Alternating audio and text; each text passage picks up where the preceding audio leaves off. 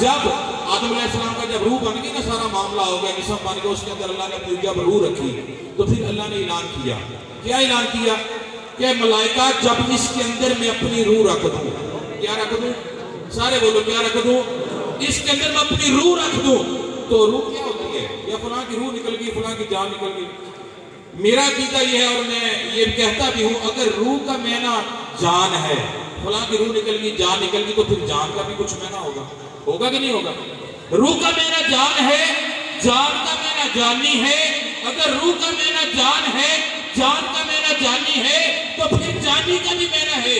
میرے عقیدے کے مطابق روح کا معنی جان ہے، جان کا معنی جانی ہے، اور جانی کا معنی دل بر ہے، جو اپنے سے بھی زیادہ.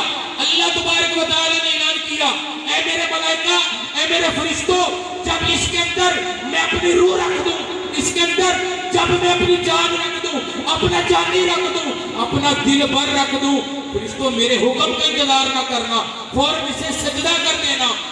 لیکن شیطان ابلیس جو تھا اس وقت وہ فرشتوں کا استاد بنا جاتا تھا، وہ غرور میں آ گیا، تکبر میں آ گیا. اس نے کہا میں بنا ہوں اور چیز کا، یہ بنا ہے اور چیز کا، میں سجدہ نہیں کروں گا. اللہ تعالیٰ نے کہا فخرج نکل جا، تیری یہاں پر ضرورت نہیں ہے. اس کے گلے میں لعنت کا طوق ڈال کر رب العالمین نے اسے وہاں سے نکال دیا.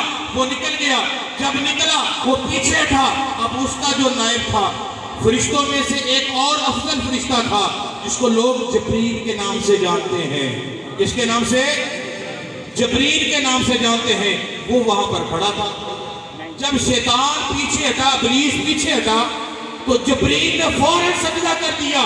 اب جبریل نے سجدہ جب کیا نا، سجدے سے سر اٹھایا، دوسرا سجدہ پھر کر دیا. اللہ کی بارگاہ میں عرض کی، اے رب العالمین، تیرا حکم پر سجدہ کرنے کا میں نے کر دیا، آگے اب تیرا کیا حکم ہے؟ غیب سے آواز آتی ہے، اے جبریل اب مجھے یہ تو بتا، میں نے تو ایک سجدہ کرنے کا کہا، تو نے 2 سجدے کیے، اس کی کیا وجہ ہے؟ اللہ نے تو یہ کہا تھا نا کہ جب اس کے اندر میں اپنی روح رکھ دوں اسے سجدہ کر دینا. تو یہ بھی نہیں کہا تھا کہ سجدے کر دینا، بلکہ حکم تو ایک ہے. سمجھ آ رہی نا سبھی اب آپ کو؟ حکم تو تھا ایک سجدے کا، جبریل نے کیے 2. اس کی کیا وجہ ہے؟ یا اللہ میں یہ بتاؤں گا ضرور تمہیں، میں ضرور تمہیں بتاؤں گا. یا اللہ پہلے مجھے تو یہ بتا کہ اس کی پیشانی میں تو نے کیا رکھا ہے. یا اللہ میں بتاتا ہوں میں نے 2 سجدے کیوں کیے، پہلے بتا اس کی پیشانی میں کیا رکھا ہے. غیب سے آواز آتی ہے، اے جبریل اگر تو نے میرا راز پا لیا ہے، اگر تو میرے راز کو سمجھ چکا ہے، تو اب میں تجھے تحفہ دینا چاہتا ہوں، تجھے ایک انعام دینا چاہتا ہوں. اب ہم نے دیکھنا ہے نبی کی رحمت آسمان والوں پر کیسی ہے.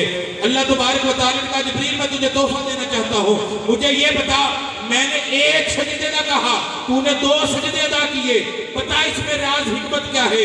جبریل نے کہا مولا ایک سجدہ میں نے کیا تیرے حکم پر، ایک سجدہ میں نے کیا تیرے حکم پر، اور دوسرا مجھے سونا بڑا لگیا میں پھر کر دیتا. سونا بڑا لگا کی سونا ہوتے. اللہ تبارک و تعالیٰ نے اپنا نور، اپنی روح آدم کی پیشانی میں رکھی.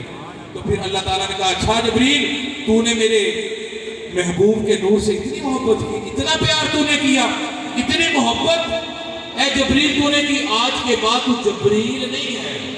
کیا ہے؟ آج کے بعد تو جبریل نہیں ہے. قبلہ مظہر شاہ صاحب کہا کہ آج کے بعد تو جبریل اکیلا جبریل نہیں ہے، بلکہ آج کے بعد تو جبریل امین ہے. اس میں سے میں جتنے نبی پیدا کروں گا، اس میں سے میں جتنے رسول پیدا کروں گا، سبھی کا خلیفہ میں تمہیں بنا کر بھیجوں گا. پھر وہ نور کے ساتھ تیرے میرے لجپال کریم آقا کے جد امجد حضرت سیدنا ابراہیم خلیل اللہ علیہ السلام نے محبت کی. اور پھر اسی طرح سلسلہ چلتا رہا، سلسلہ چلتا رہا. ہر ایک نبی محبت کرتا رہا، محبت کا اظہار کرتا رہا. پھر وہ نور محمد بن کے دنیا میں جلوہ گر ہو گیا. ولیوں نے محبت کی، بابا فرید نے محبت کی، خواجہ اجمیری نے محبت کی، اور اس آستانے کے وارث نے محبت کی. آج ندیم شاہ صاحب محبت کا اظہار فرما رہے ہیں، جماعت علی شاہ صاحب محبت کا اظہار جو ہے وہ فرما رہے ہیں. سامعین کرام جو بندہ محبت کرتا ہے وہ بندہ کیا ہوتا ہے؟ کامیاب ہو جاتا ہے۔ اگر یہ نور سے محبت نہ ہوتی، اس ہستی کے ساتھ محبت نہ ہوتی تو یہ مقام نہ ہوتا۔ اگر مقام کسی کو ملا ہے تو صدقہ مصطفیٰ کا ملا ہے، اگر کسی کو عزت ملی ہے تو کملی والے آقا کا صدقہ ہے، اگر ہمیں یہ دنیا داری کا سارا نظام ملا ہے تو صدقہ مصطفیٰ کا ہے۔